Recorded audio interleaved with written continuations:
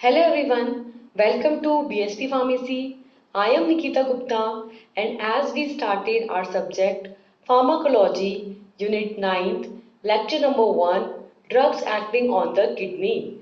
जैसे कि हमने स्टार्ट किया था हमारा सब्जेक्ट फार्माकोलॉजी और इसकी 9th यूनिट को हम डिस्कस करने जा रहे हैं, जिसके अंदर हम डिस्कस करेंगे उन ड्रग्स के बारे में जो कि किडनी पर काम करती हैं, that is drugs which are acting on the kidney. तो हम यहाँ पर देखेंगे कि किडनी पर किस तरीके से ड्रग्स काम करके, ठीक है, किडनी के फंक्शनिंग को इम्प्रूव करेगी। तो स्टार्ट करते हैं lecture number 9, drug acting on the kidney. इसके अंदर जो आपकी ड्रग्स हैं वो हैं फर्स्ट डायूरेटिक्स। डायूरेटिक्स से हम क्या समझते हैं? डायूरेटिक्स वो ड्रग्स होती हैं जो कि क्या करती हैं, डायूरेसिस करती हैं, यानी कि यूरिनेशन को बढ़ा देती हैं। ठीक है, ये क्या करती हैं? डायूरेसिस करती हैं, दैट मीन्स यूरिनेशन के अमाउंट को बढ़ा देती हैं। ठीक है, तो उनको क्या बोलते हैं? हम डायूरेटिक्स बोलते हैं।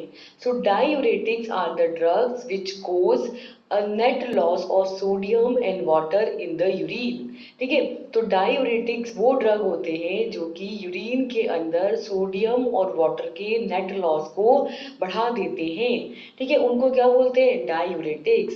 Diabetics is given regularly, balance is soon restored by composition homeostatic mechanism of the body, albeit with a certain in extracellular fluid volume. These diuretics are mostly the prescribed drugs। ठीक है, तो diuretics की अगर हम बात करें, ठीक है, तो डायूरेटिक्स जो होते हैं ना, वो जो डायबिटिक पेशेंट्स होते हैं उनको रेगुलरली दिए जाते हैं। ठीक है, आपको पता है कि जो डायबिटिक पेशेंट्स होते हैं ना, उनके अंदर आप मोस्टली देखोगे कि ये जो डायबिटिक पेशेंट्स होते हैं इनके अंदर कंटिन्यूस मैनर के अंदर क्या होता है, यूरिनेशन होता है, यानी कि इनको यूरिन एलिमिनेशन बहुत ज़्यादा होता है। ठीक है, तो वहाँ पर जो है कंपोजिशन इनका एक बॉडी सिस्टम डेवलप हो जाता है, एक होम्योस्टेटिस मैकेनिज्म होती है बॉडी की, जिसके थ्रू क्या करते हैं, जो एक्स्ट्रा सेलुलर वॉल्यूम होता है, फ्लूइड का वॉल्यूम होता है, उसको वापस से रिस्टोर किया जाता है। देखो सिंपल सी बात है, अगर आप यूरिनेट ज़्यादा कर रहे हो तो बॉडी के अंदर वाटर डिसबैलेंस हो जाएगा, आयंस का डिसबैलेंस हो जाएगा। ठीक है, तो मोस्टली जो डायबिटिक पेशेंट्स होते हैं ना, उनके अंदर एक्सेस यूरिनेशन की वजह से उनके जो वाटर और आयंस का जो बैलेंस है, ठीक है, जो वाटर है, एक्स्ट्रा सेलुलर फ्लूइड है, उसमें जो आयंस प्रेजेंट है, वो यहाँ पर डिसबैलेंस हो जाता है, और उसको फिर से रीस्टोर करने के लिए, रेगुलरली बैलेंस करने के लिए यहाँ पर जो है एंटी डायूरेटिक्स दिए जाते हैं। ठीक है, ये डायूरेटिक्स जो है मोस्टली प्रिस्क्राइब ड्रग होती है, सिर्फ प्रिस्क्रिप्शन पे ही इन्हें दिया जाता है। और ये क्या करते हैं, डायूरेटिक्स तो यूरिनेशन करवाते हैं और एंटी डायूरेटिक्स यूरिनेशन को रोकते हैं। ठीक है, तो अकॉर्डिंग टू जैसी हमारी रिक्वायरमेंट है उसके अकॉर्डिंग डायूरेटिक्स और एंटी डायूरेटिक्स यहाँ पर दिए जाते हैं। क्लियर है? इसके अंदर next is classification of these diuretics. So these diuretics are further classified into three categories. First is the high selling diuretic, which is inhibition of sodium, potassium and chlorine co-transports. Second is the medium efficacy, in which inhibition of sodium and chlorine, and third is the weak or adjuvant diuretics. The first is the high ceiling diuretics, in which inhibition of sodium, potassium and chlorine co-transporters, in which the drugs are furosemide, bumetanide and toracimide. The second is the medium efficacy diuretics, which act by inhibition of sodium chlorine symport. These are further classified into two categories. First is the benzodiazepines and second is the thiazide-like diuretics. The benzodiazepines include hydrochlorothiazide, hydroflumethiazide and benzothiazide. Second is the thiazide-like diuretics, which include chlorthalidone, metolazone, zipramide and indinamide and clopramide. Third is the weak or adjuvant diuretics, which include carbonic anhydrase inhibitors such as acetazolamide, osmotic diuretics, which include mannitol, isosorbide and glycerol. Third is the potassium sparing diuretic, which is further classified into two categories. First is the aldosterone antagonist, which include spironolactone and eplerenone. Second is the Renal epithelium sodium channel inhibitors, which include amiloride and triamcinolone.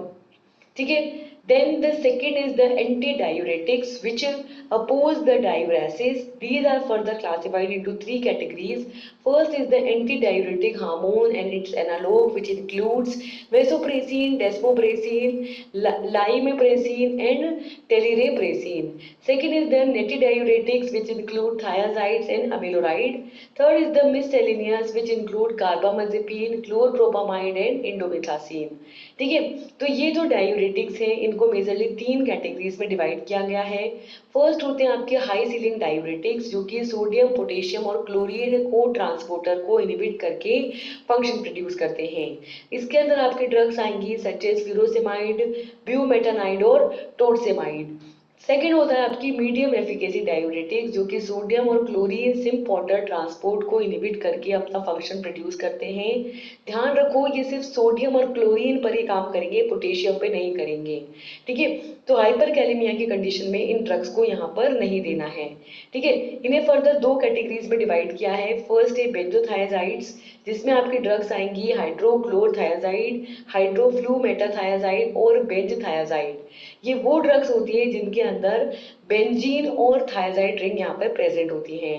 Second होते हैं आपके thiazide like diuretics, जिसके अंदर आपकी drugs आएंगी क्लोर थालिडोन, मेट्रोलाजोन, जिप्रामाइड, इंडापामाइड और क्लोप्रामाइड. ठीक है. देन थर्ड होती है आपकी वीक डायूरेटिक्स या एडजुवेंट डायूरेटिक्स, जिनको 5 कैटेगरीज में डिवाइड किया है. फर्स्ट होती है आपके कार्बोनिक एनहाइड्रेस इनहिबिटर, जो स्पेसिफिकली कार्बोनिक एनहाइड्रेस जो इन एंजाइम है उसको इनहिबिट करके, ठीक है, इनहिबिटरी एक्शन यहाँ पर प्रोड्यूस करती हैं. इसके अंदर आपके ड्रग्स आती है सच एज एसिटाजोलामाइड. सेकेंड होती है आपकी ऑस्मोटिक डायूरेटिक, जो कि ऑस्मोटिक प्रेशर जनरेट करके डायूरेसिस कोज करती हैं. इसके अंदर ड्रग आती हैं आपके मैनिटोल, आइसोसोर्बेट और ग्लिसरॉल.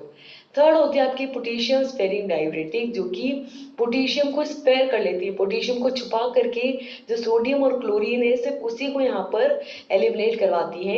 इसके अंदर फर्दर दो क्लासेस में इसको डिवाइड किया है. फर्स्ट है आपके एल्डोस्टेरोन एंटागोनिस्ट, जो कि स्पेसिफिकली एल्डोस्टेरोन जो आपके हार्मोन है उसको एंटागोनाइज करके एक्शन देती हैं. इसके अंदर ड्रग्स आती हैं सच एज स्पाइरानोलेक्टोन और एप्रिलिनोन. ठीक है.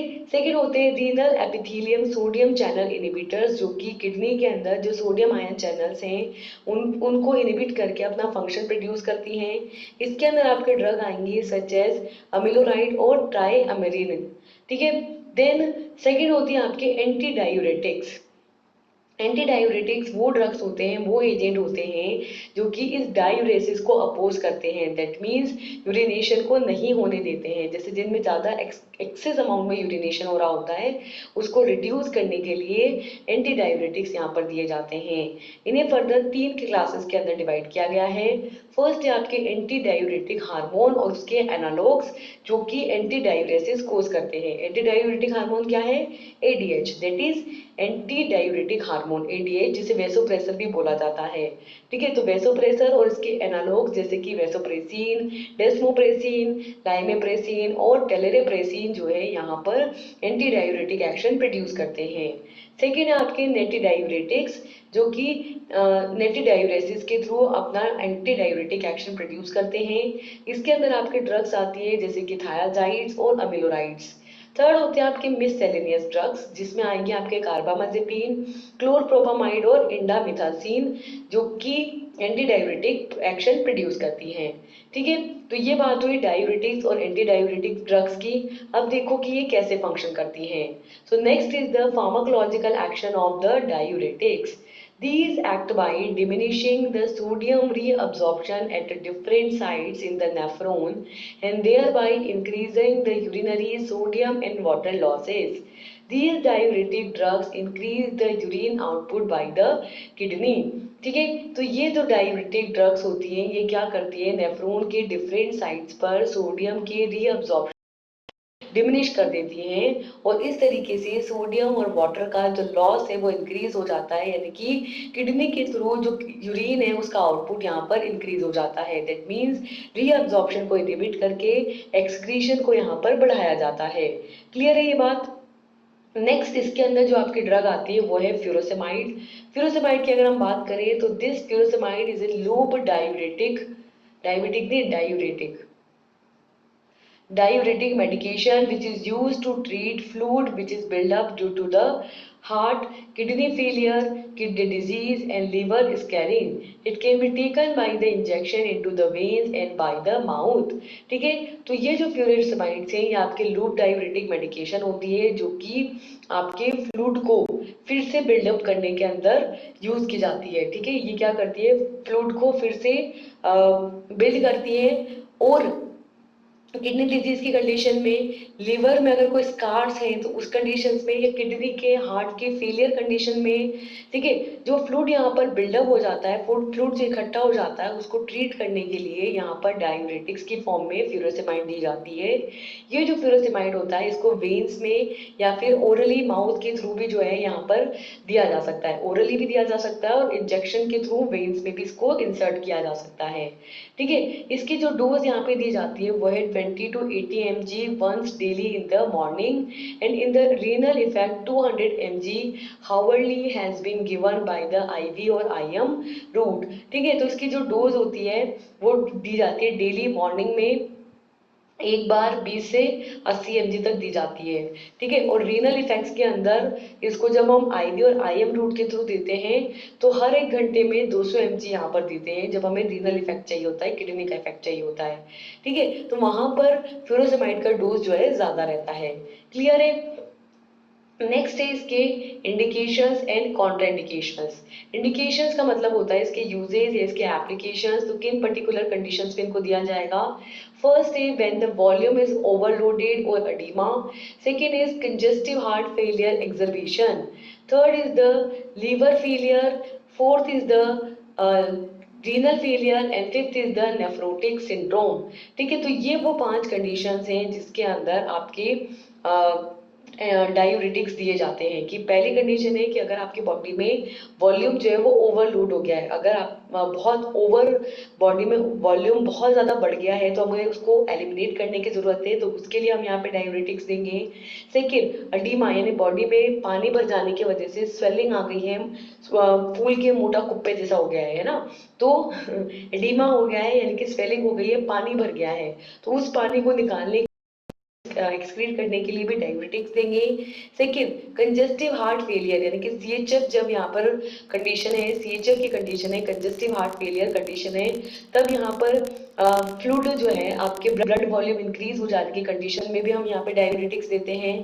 थर्ड, किडनी काम नहीं कर रही है सही से, लीवर सही से काम नहीं कर रहा है, किडनी फेलियर हो गया है, लीवर फेलियर हो गया है, तो यहाँ पर हम देंगे। और लास्ट कंडीशन है नेफ्रोटिक सिंड्रोम, जहाँ पे जो नेफ्रॉन्स है आपके किडनी के अंदर जो नेफ्रॉन्स है वो यहाँ पर प्रॉपरली फंक्शन नहीं कर रहे हैं, नेफ्रोटिक सिंड्रोम की कंडीशन है, तो उसको ट्रीट करने के लिए भी यहाँ पर जो है डायूरेटिक्स दिए जाते हैं। ठीक है, नेक्स्ट जो कंडीशन है आपके वो है कॉन्ट्राइंडिकेशन की, किस कंडीशन में नहीं देना है। तो फर्स्ट है when the use of a higher than the recommended dose of furosemide और the fast fusion rate of the drug. Second, hypoalbuminemia, comorbid illness, and third is the concomitant use of ethacrinic acid, aminoglycosides and other ototoxic drugs। ठीक है, तो यहाँ पर 3 condition हैं जिसके अंदर हमको यहाँ पर डायूरेटिक्स नहीं देने हैं।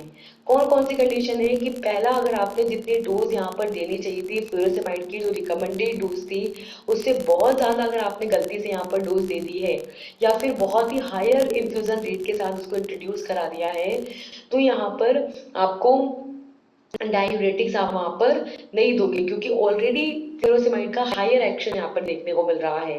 ठीक है, सेकेंड है कि अगर ब्लड के अंदर एल्बुमिन प्रोटीन का लेवल बहुत ही ज्यादा कम हो गया और उसकी वजह से इलनेस आ रही है, एल्बुमिन लेवल के कम हो जाने की वजह से डिजीज कंडीशन में वो पहुंच गया है, तो भी आपको यहाँ पर और एंटी डायूरेटिक नहीं देना है।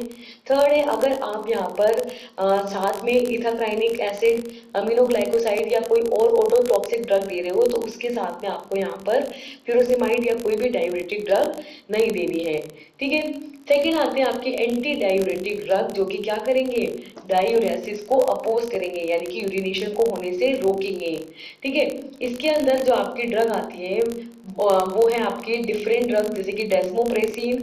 ठीक है, तो यहाँ पर सेकेंड क्लास है आपके एंटी डायूरेटिक्स। एंटी मतलब अपोजिट, डायूरेटिक मतलब कि डायूरेसिस के अपोजिट, यानी कि यूरिन एक्सक्रीशन के अपोजिट एक्शन देगी, दैट मीन्स यूरिनेशन को रिड्यूस करेंगी। ठीक है, so these anti diuretics inhibits the water excretion without affecting the salt excretion. These drugs reduces the urine volume, particularly in the diabetes insipidus, that is DI, which is their indication. ठीक है, तो ये जो anti diabetic drugs होती हैं ये क्या करती है, वाटर के एक्सक्रीशन को इनहिबिट करती है, यानी कि वाटर को एक्सक्रीट आउट नहीं देती, वाटर को एक्सक्रीट आउट नहीं होने देती है। दैट मीन्स वाटर का जो लेवल है, ठीक है, या ब्लड वॉल्यूम है, उसको मेंटेन करके रखती है। ठीक है, लेकिन इनका इफेक्ट सिर्फ वाटर पर ही रहेगा, इनका सॉल्ट के एक्सक्रीशन के ऊपर कोई इफेक्ट नहीं रहेगा। ठीक है, ये ड्रग्स क्या करती है, पर्टिकुलरली डायबिटीज इंसिपिडस की कंडीशन के अंदर, जब बहुत प्यास लगती है, बॉडी के अंदर ब्लड वॉल्यूम कम हो जाता है, तो उस कंडीशन के अंदर यूरिन वॉल्यूम को रिड्यूस करके, ठीक है, जो है एक्सक्रीट आउट होने से रोकती है, ताकि बॉडी के अंदर यूरिन जो है वो एक्सेस अमाउंट के अंदर यहाँ पर एलिमिनेट ना हो, और बॉडी में डायबिटीज इंसिपिडस की कंडीशन और ज्यादा सीवियर ना हो जाए। ठीक है, next is the classification of these anti diuretic drugs. तो these anti diuretic drugs are further classified into three categories. First is the antidiuretic hormone and its analogues. Second is netidiuretics, and third is the miscellaneous. First is classified into different drugs such as vasopressin, desmopressin, lipressin, and terlipressin. Second is the netidiuretics, which include thiazides and amilorides. Third is the miscellaneous, which include carbamazepine, chloropropamide, and indomethacin. ठीक है, तो anti diuretics वो drugs होती हैं जो कि क्या करती हैं, आपके सिर्फ वाटर को एलिमिनेट करवाती हैं। तो यहाँ पर तीन टाइप से इनको क्लासिफाई किया है, तीन डिफरेंट कैटेगरीज में इनको कैटेगराइज किया गया है। फर्स्ट है एंटी डायूरेटिक हार्मोन्स और उसके एनालॉग्स, यानी कि एंटी डायूरेटिक हार्मोन क्या है आपकी एडीएच, एडीएच जिसे वैसोप्रेसिन भी बोला जाता है। तो इसके अंदर जो ड्रग्स आएंगी वो है वैसोप्रेसिन, डेस्मोप्रेसिन, लाइमेप्रेसिन और टेलीप्रेसिन, जो कि इन वैसोप्रेसिन के ही एनालॉग होते हैं। सेकेंड है आपके नेटिडायूरेटिक्स, जिसमें आपके ड्रग आएंगे सच एज थायाजाइड्स और अमिलोराइड। और थर्ड आती है आपके मिससेलेनियस, जिसके अंदर आपके ड्रग्स आएंगे सच एज कार्बामेजेपिन, क्लोरप्रोपामाइड और इंडोमिथासिन। और ये ड्रग्स डिफरेंट मैकेनिज्म के थ्रू यहाँ पर वाटर एक्सक्रीशन को इनहिबिट करती है, वाटर एक्सक्रीशन को रिड्यूस करती है। ठीक है, इसके अंदर जो आपके ड्रग्स आएंगी उसमें आएंगे आपके फर्स्ट डेस्मोप्रेसिन। डेस्मोप्रेसिन की बात करें तो this desmopressin is used to control excessive thirst and passes of an abnormally large amount of urine that may occur after the head injury or after the certain type of surgeries. This desmopressin is a man-made form of vasopressin which is used to replace a low level of vasopressin. ठीक है, desmopressin की बात करें तो ये जो आपके drug है डेस्मोप्रेसिन, ये क्या करती है, आपके यूरिन के एक लार्ज अमाउंट को एलिमिनेट, अबनॉर्मली एलिमिनेट होने से रोकती है, इसके पासेज को रिड्यूस करती है, और एक्सेसिव थ्रस्ट, बहुत ज्यादा जो प्यास लग रही होती है उस कंडीशन को कंट्रोल करती है। ठीक है, जिसकी वजह से जो सर्टेन टाइप की सर्जरीज होती हैं उसमें या हेड में, सिर में कोई चोट लगी है, हेड इंजरी के बाद, या जो कुछ पर्टिकुलर सर्जरीज होती हैं उनके बाद मेजरली ये डेस्मोप्रेसिन यहाँ पर दी जाती है। जो कि सर्जरी हुई है, सर्जरी में बहुत ज्यादा हैवी ब्लड लॉस हुआ होगा, ब्लड लॉस हुआ है यानी कि बॉडी में ब्लड वॉल्यूम कम हुआ है, तो उस ब्लड वॉल्यूम कम वाली कंडीशन के अंदर और ज्यादा ब्लड वॉल्यूम कम ना हो जाए, इसके लिए यूरिनेशन को भी वहां पर इनहिबिट किया जाता है, यूरिनेशन को भी होने से रोका जाता है। इसके लिए यहाँ पर ड्रग दी जाती है डेस्मोप्रेसिन, जो कि बहुत ज्यादा एक्सेसिव थ्रस्ट को यहाँ पर कंट्रोल करती है। ठीक है, यूरिन के एक लार्ज अमाउंट को यहाँ पर एलिमिनेट होने से, पास आउट होने से रोकती है, ठीक है, कौन सी कंडीशन में, स्पेशली हेड इंजरी के बाद और सर्जरीज के बाद। इस तरीके से ये जो डेस्मोप्रेसिन है ये एक मेन वेसोप्रेसिन होता है, जिसको जब वेसोप्रेसिन का लेवल कम हो जाता है तो उसको रिप्लेस करने के लिए यूज किया जाता है। यानी कि वेसोप्रेसिन का लेवल जब कम हो जाएगा तो उसको ये रिप्लेस करेगा, यानी कि डेस्मोप्रेसिन देंगे तो वेसोप्रेसिन जैसा ही एक्शन परफॉर्म करेगा। वेसोप्रेसिन की ही सिमिलर या सिंथेटिक फॉर्म होती है डेस्मोप्रेसिन।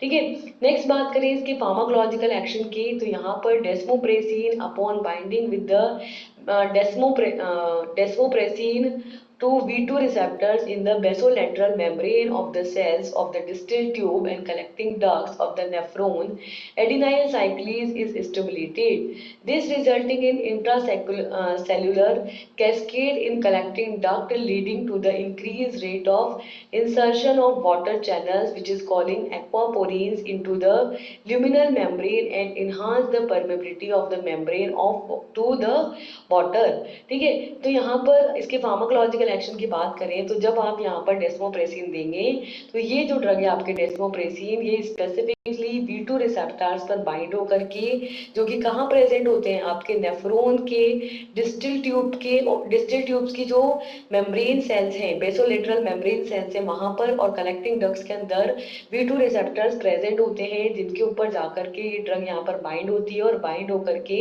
एडिनाइल साइक्लेज एंजाइम को स्टिमुलेट कर देती है, जिसकी वजह से आपके सेल के अंदर जो है कलेक्टिंग डक्ट के अंदर कैस्केड मैकेनिज्म चलती है, जिसकी वजह से जो वाटर चैनल्स हैं, वाटर चैनल्स के अंदर जो आपकी रेट ऑफ इंसर्शन है वो यहाँ पर बढ़ जाती है, जिसको बोलते हैं हम एक्वापोरिन्स। तो एक्वापोरिन्स के अंदर वाटर चैनल्स के थ्रू जो है यहाँ पर जो कैस्केड मैकेनिज्म है वो यहाँ पर इंक्रीज हो जाती है, और ल्यूमिनल मेम्ब्रेन में जो वाटर की परमेबिलिटी है वो यहाँ पर बढ़ जाती है। ठीक है, तो क्या समझ रहे हैं हम डेस्मोप्रेसिन से कि डेस्मोप्रेसिन आपके जो डिस्टल ट्यूब है उसकी जो सेल्स हैं उसके अंदर जो बेसोलेटरल मेम्ब्रेन है उस पर B2 रिसेप्टर्स प्रेजेंट हैं, उन रिसेप्टर्स पर बाइंड होती है। ठीक है, और बाइंड होकर के एंटी डाययूरेटिक एक्शन देती है। इसके अलावा नेफ्रॉन के कलेक्टिंग ड्रग्स पर बाइंड होकर के एंटी डाययूरेटिक एक्शन देती हैं। यहाँ पर जब ये ड्रग आपके रिसेप्टर पर बाइंड होगी तो एडिनाइल साइक्लेज एंजाइम को स्टिमुलेट करेगी, जिसकी वजह से आपके जो कलेक्टिंग डक्ट होंगी उसके अंदर इंट्रासेलुलर कैस्केड मैकेनिज्म होंगी, जिसकी वजह से जो वाटर चैनल्स होंगे उसके अंदर वाटर का इंसर्शन बढ़ जाएगा, जिसको हम एक्वापोरिन्स बोलते हैं कि एक्वापोरिन्स में वाटर का इंसर्शन बढ़ जाएगा, और ये वाटर इंसर्ट होकर के ल्यूमिनल मेम्ब्रेन में जाएगा, एंड देन यहाँ से होता हुआ ये वाटर जो है मेम्ब्रेन की परमेबिलिटी को इन्हांस करते हुए, ठीक है, बॉडी के अंदर ये रिस्टोर हो जाएगा और एक्सक्रीट आउट नहीं होगा और एंटी डाययूरेटिक एक्शन देखने को मिलेगा। ठीक है, नेक्स्ट है इसकी डोज। तो कितने डोज देते हैं इसकी? In the adult the dose is 10 to 14 म्यूजी पर डे इन 2 to 3 इंडिविजुअल डोजेस। ठीक है, तो यहाँ पर एडल्ट्स को दिया जाता है 2 से 3 इंडिविजुअल डोजेस के अंदर 40 से 50 milligram per day. For the childrens for the bed wetting 5 to 15 म्यूजी एट द बेड टाइम। वो बच्चे जो रात में बिस्तर गीला कर देते हैं, बेड वेटिंग करते हैं, उनको सोते टाइम देते हैं 5 से 10 microgram. And orally 0.1 to 0.2 mg पर TDS, और ओरली दिया जाता है दिन में 3 बार 0.1 से 0.2 milligram. Parenteral route that is SC और SC और IV 2 to 4 म्यूजी पर डे इन 2 to 3 इंडिविजुअल डोज। ठीक है, तो यहाँ पे 2 से 3 डोज के अंदर 2 से 4 मिलीग्राम दी जाती है एक दिन के अंदर, SC रूट यानी कि सबक्यूटेनियस रूट या IV रूट के थ्रू पेरेंट्रली। ठीक है, तो अलग अलग पर्सन में अलग अलग डोज दी जाएंगी। जो एडल्ट होंगे उसके अंदर 2 से 3 बार में 10 से 40 ग्राम देंगे। ठीक है, बच्चों के अंदर देंगे तो रात में सोते वक्त 5 से 10 माइक्रोग्राम। ओरली रूट से देंगे 0.1 to 0.2 मिलीग्राम दिन में 3 बार, और पेरेंटल रूट के थ्रू अगर आप दे रहे हैं दैट मीन सबक्यूटेनियस या इंट्रावेनस रूट के थ्रू, तब यहाँ पर डोज दी जाएगी 2 से 3 बार 2 से 4 माइक्रोग्राम इन अ डे। ठीक है, लास्ट है इसके इंडिकेशंस, यानी कि किस कंडीशंस में ये यूजफुल होती है। तो इसकी यूजेज या एप्लीकेशंस के अंदर है, first treatment of polyuric, second primary nocturnal enuresis, third nocturia, fourth diabetes insipidus, fifth haemophilia, and sixth is the von Willebrand disease. ठीक है, तो ये पर्टिकुलर इंडिकेशंस है, पर्टिकुलर यूजेज है इसके जहाँ पर इसको यूज किया जाता है। तो फर्स्ट है कि अगर अगर पर्सन को पॉलीयूरिया यानी कि बहुत ज़्यादा अमाउंट में वो यूरिनेट कर रहा है, पॉलीयूरिक कंडीशन में है, तो उसको ट्रीट आउट करने के लिए यहाँ पर आपकी ये ड्रग दी जाती है। सेकेंड है प्राइमरी नॉक्टर्नल इन्यूरेसिस, यानी कि अगर रात के अंदर बच्चा जो है वो सोते सोते यूरिनेट कर रहा है, रात में बिना नॉक किए डायरेक्टली वो यूरिनेट कर देता है, तो यहाँ पर हम डायूरेटिक्स देंगे। थर्ड नॉक्टेन यूरिया, नॉक्टेन यूरिया का मतलब यही होता है कि रात में यूरिनेट कर देता है जो बच्चा है वो। ठीक है। नेक्स्ट है डायबिटीज इंसिपिडस की कंडीशन में जब बहुत ज्यादा प्यास लगती है और बॉडी के अंदर ब्लड वॉल्यूम कम हुआ रहता है, तो उस कंडीशन में जो है इसको दिया जाता है। फिफ्थ है हीमोफीलिया, जब जहाँ पर ब्लड लॉस होने के चांसेस ज्यादा होते हैं, छोटा सा कट लग जाए तो ही ब्लड लॉस हो जाता है, तो ब्लड वॉल्यूम को मेंटेन करने के लिए यहाँ पर एंटी डायूरेटिक्स दिए जाते हैं। और लास्ट है von Willebrand disease, that is type 1 disease, इसको ट्रीट करने के लिए यहाँ पर आपके क्या दी जाती है, एंटी डायूरेटिक्स दिए जाते हैं। तो इस तरीके से different condition such as polyuria, nocturnal enuresis, nocturia, diabetes insipidus, haemophilia और बोन बिलेबार्ड डिजीज को ट्रीट करने के लिए यहाँ पर क्या दिए जाते हैं, आपके एंटी डायूरेटिक्स दिए जाते हैं। लास्ट इज की कॉन्ट्राइंडिकेशंस की किस कंडीशन में आपको एंटी डायूरेटिक्स यहाँ पर नहीं देने हैं। तो इसके अंदर आते हैं आपके first renal disease and cardiac insufficiency, second is hyponatraemia, and third is contraindicated in the individual with a non hypersensitivity to the desmopressin acetate or to any of the components। ठीक है। तो ये पर्टिकुलर कंडीशन है जिसके अंदर आपको यहाँ आपके यहाँ पर जो एंटी डायबिटिक्स है वो नहीं दिए जाएंगे। कौन कौन सी कंडीशन है? फर्स्ट है रीनल डिजीज, यानी कि अगर किडनी में कोई प्रॉब्लम है, किडनी डिजीज है तो नहीं देना। कार्डियक इनसफिशियंसी, यानी कि हार्ट प्रॉपर्ली फंक्शन नहीं कर रहा है, कार्डियक इनसफिशियंसी की कंडीशन है तो नहीं देना। हाइपोनेट्रीमिया, यानी कि अगर सोडियम का लेवल ब्लड के अंदर बहुत कम है तो नहीं देना, क्योंकि यहाँ पर सोडियम लेवल को मेंटेन करने के लिए भी हमको प्रॉब्लम हो जाएगी, तो इसलिए हाइपोनेट्रीमिया यानी कि सोडियम लेवल कम है तो नहीं देना। और वो पर्सन जिन जो इस डेस्मोप्रेसिन से हाइपर सेंसिटिविटी शो करते हैं उसको नहीं देना, या इससे रिलेटेड जो कंपोनेंट्स होते हैं उनसे यहाँ पर हाइपर सेंसिटिविटी शो करते हैं उन पेशेंट्स को ये डेस्मोप्रेसिन हमको नहीं देनी है। ठीक है। तो इस तरीके से renal disease, cardiac insufficiency, hyponatraemia और सेंसिटिविटी के केस में ये एंटी डायबिटिक्स हमको यहाँ पर नहीं देने हैं। ठीक है। तो इसी के साथ हमारा ये लेक्चर होता है यहाँ पर कंप्लीट, और कंप्लीट होती है ये यूनिट। इसके अंदर हमने स्टार्ट किया था उन ड्रग्स को स्टडी जो कि किडनी पर काम करती है। इसके अंदर हमने दो तरीके की ड्रग्स की बात करी, एक तो आपकी थी डायूरेटिक्स और एक थी एंटी डायूरेटिक्स। डायूरेटिक्स जो कि डायूरेसिस कोज कराएंगी यानी कि यूरिनेशन को बढ़ाएंगी, और एंटी डायूरेटिक्स जो कि यूरिनेशन को रिड्यूस करेंगी और यूरिनेशन को कम करेंगी। ठीक है। तो अलग अलग कंडीशंस के अकॉर्डिंग हम यहाँ पर डायूरेटिक्स और एंटी डायूरेटिक्स को यूज करेंगे। ठीक है। तो इसी के साथ हमारा ये लेक्चर होता है यहाँ पर कंप्लीट, और कंप्लीट होती है ये यूनिट। अब हम मिलेंगे नेक्स्ट लेक्चर एक नई यूनिट के साथ, एक नए टॉपिक के साथ। Till then thank you and all the best, bye bye.